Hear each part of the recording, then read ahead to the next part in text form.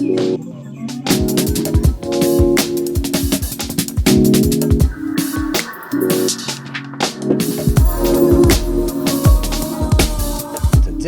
we're featuring yet another high-end and rather expensive Chinese watch from Peacock, a brand that's been on the market since 1957, so rather long. They make everything in-house and even supply other high-end Chinese brands with their movements, including the very artistic Atelier Wen that I hope to feature on the channel one day. The model they sent in for review is weird to say the least. It is as pointless as it is pretty. A 300-meter water-resistant dive watch with a manual wind movement that features a tourbillon with a free sprung balance. So you take a high-end complication that is used mostly on dressy watches and a manual wind movement where you have to unscrew the crown every day to make the watch run, and pack it all in a dive case capable of reaching depths reserved for professional dive watches. It makes as much sense as making a monster truck out of a Rolls-Royce. But to be honest, I actually like it, exactly because it shouldn't exist. It is not like they were trying to actually make a tool watch for divers.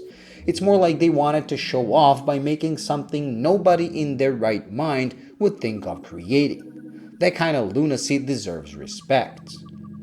Due to a hefty price of $2,800 for a Chinese watch, you might wonder if they went crazy with the price as well. After taking a closer look at the thing, I don't think they did. The packaging is as luxurious as ones you get on watches twice the price, while the watch itself is a 44mm chunk of 904L steel finished to an incredibly high degree with very fine satin finish on almost all surfaces with just a couple of hints of high polish. Sapphire with anti-reflective coating on the inside is used on both front and back, which reveals the beautifully finished in-house made movement that beats at 28,800 bph and comes with 48 hours of power reserve while at the same time lacking a hacking function, something I wish they included. The front reveals a tourbillon with a free-sprung balance and one of the best finished dials and hands I've seen on a Chinese watch.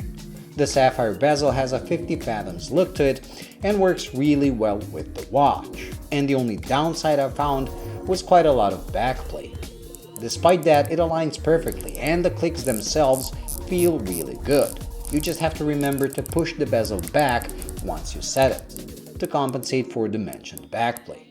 That, quite frankly, is the only flaw I found on this. Even though it is 44mm in diameter, it wears quite well even on my small 6.5-inch wrist, thanks to not only a very short lug-to-lug for the size at under 50mm, but also the thickness of only 11. The lack of thickness is the result of this being a manual wind instead of the more common automatic. The strap is made out of the best rubber out there, the fluoro rubber, and is incredibly comfortable while not being too long. And while the loom used on their black hole model left more to be desired, the one on this is nuclear, matching even my Seiko divers. If there ever was a true representative of a FU watch, this is it.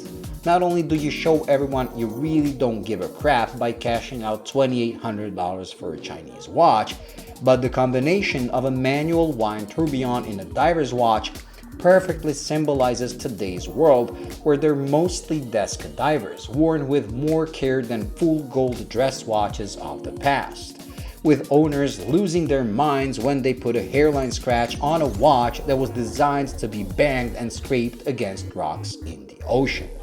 I think Peacock made such a perfect statement that I have a feeling they're mocking the said trend of desk divers, which makes me love this model even more. Thank you for watching. I hope you enjoyed and found it useful. If you did, please like and subscribe, and until the next video, bye.